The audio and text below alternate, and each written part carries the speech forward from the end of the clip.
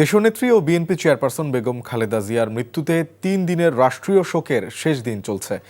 সকালে বেগম খালেদা জিয়ার সমাধিতে শ্রদ্ধা জানিয়েছেন বোন সেলিনা ইসলাম, ভাগ্নে তুহিন, পুত্রবধূ শর্মিলা রহমান ও নাতনি জাইমা রহমান সহ জিয়া পরিবারের সদস্যরা। শ্রদ্ধা নিবেদন শেষে বেগম জিয়া ও শহীদ রাষ্ট্রপতি জিয়াউর রহমানের রুহের মাগফিরাত কামনায় দোয়া ও মোনাজাত করেন তারা। এদিকে প্রচণ্ড শীত উপেক্ষা করেই দলীয় নেতাকর্মী সহ বিভিন্ন শ্রেণী পেশার মানুষ আপসহীন নেত্রীর কবর জিয়ারত করছে। সবার প্রত্যাশা খালেদা জিয়ার অসমাপ্ত কাজ বাস্তবায়ন করবেন তারেক রহমান। ঢাকা ছাড়াও দেশের বিভিন্ন প্রান্ত থেকে ছুটে আসছে দলের বিভিন্ন স্তরের নেতাকর্মীরা। কবর জিয়ারত, দোয়া মোনাজাত আর কোরআন খতবের মধ্য দিয়ে তারা বেগম জিয়ার আত্মার মাগফিরাত কামনা করছে। বাদ জুমা, জাতীয় মসজিদ বাইতুল মোকাররম সহ দেশের মসজিদগুলোতে বিশেষ দোয়া ও অন্যান্য ধর্মীয় উপাসনালয়ে প্রার্থনা অনুষ্ঠিত হবে। দর্শক, এই মুহূর্তে শহীদ জিয়া ও বেগম খালেদা জিয়ার সমাধিস্থল থেকে সরাসরি যুক্ত হচ্ছেন সহকর্মী আপেল শাহরিয়ার। আপেল, আমরা যেমনটি জেনেছি যে সকালে জিয়া পরিবারের সদস্যরা বেগম জিয়ার কবর জিয়ারত করেছেন।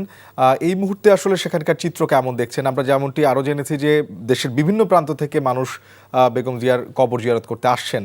আপনি সর্বশেষ কি দেখছেন আসলে?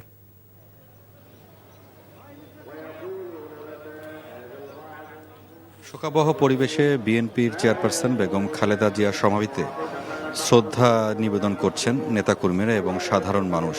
আপনি খবরে যেটি বললেন যে তার পরিবারের সদস্যরা এসেছিলেন, বিএনপির ভারপ্রাপ্ত চেয়ারম্যান তারেক রহমানের মেয়ে জাইমা রহমান এবং তার বোন সেলিনা ইসলাম এসেছিলেন এবং আরও কয়েকজন পরিবারের সদস্যরা, এবং তারা এখানে শ্রদ্ধা নিবেদন পাশাপাশি তার রুহের মাগফিরাত কামনায় তারা দোয়া করেছেন। এবং তারা যখন এখান থেকে চলে যান 11টার দিকে, তখন সর্বসাধারণের জন্য এই সমাধিতে আসার সুযোগ করে দেওয়া হয়েছে। এবং আপনি দেখতে পাচ্ছেন, আপনাকে যদি একটু দেখায় যে এখনও দেশের বিভিন্ন জায়গা থেকে নেতাকর্মী এবং সাধারণ মানুষ আসছেন এবং তার রুহের মাগফিরাত কামনায় দোয়া করছেন, শ্রদ্ধা জানাচ্ছেন। বেশ কয়েকজনের সঙ্গে আমি কথা বললাম, সাধারণ মানুষের সঙ্গে কথা বলে যেটি জানা গেছে যে বেগম খালেদা জিয়ার যে এত জনপ্রিয়তা, সেটি সমাধিস্থলে এসে যারা এসেছেন তাদের কাছ থেকে সেটি জানা যাচ্ছে। এবং সাধারণ মানুষরা যারা এসেছেন তাদের মাঝে দেখলাম যে অনেক ছোট বাচ্চাদেরকে নিয়ে এসেছেন, স্কুল পড়ুয়া শিক্ষার্থীরা এসেছেন তার বাবার হাত ধরে, মায়ের হাত ধরে।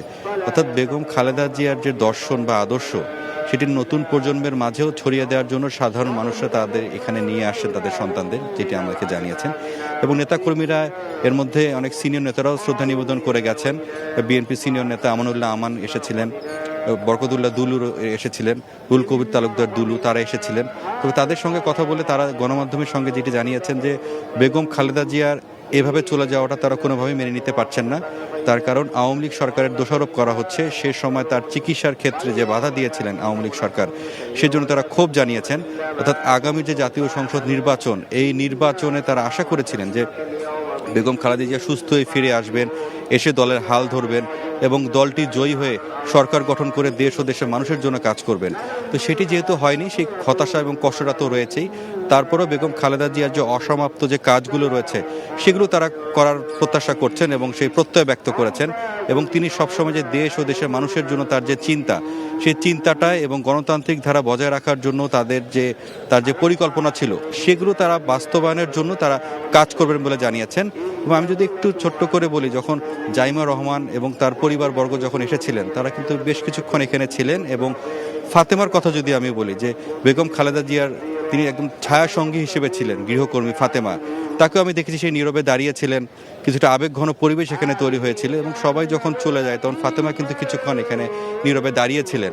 এরপরে তিনিও পরে এখান থেকে ধীরে ধীরে এখান থেকে চলে যান। তবে আমরা এখন এখানে রয়েছি এবং দেখছি যে সারা দেশ থেকে সাধারণ মানুষজন আসছেন, নেতাকর্মীরা আসছেন, সবাই তার জন্য দোয়া করছেন। এবং আপনি বলে রাখি যে এই যে সমাধিস্থলের পাশেই কিন্তু দোয়া করা হচ্ছে, কোরআন খতমের ব্যবস্থা করা হয়েছে, তারা কোরআন খতম দিচ্ছেন। তো সব মিলে বলে রাখি, শোকাবহ পরিবেশে বেগম খালেদা জিয়ার সমাধিতে শ্রদ্ধা এবং দোয়া করছেন সর্বসাধারণ।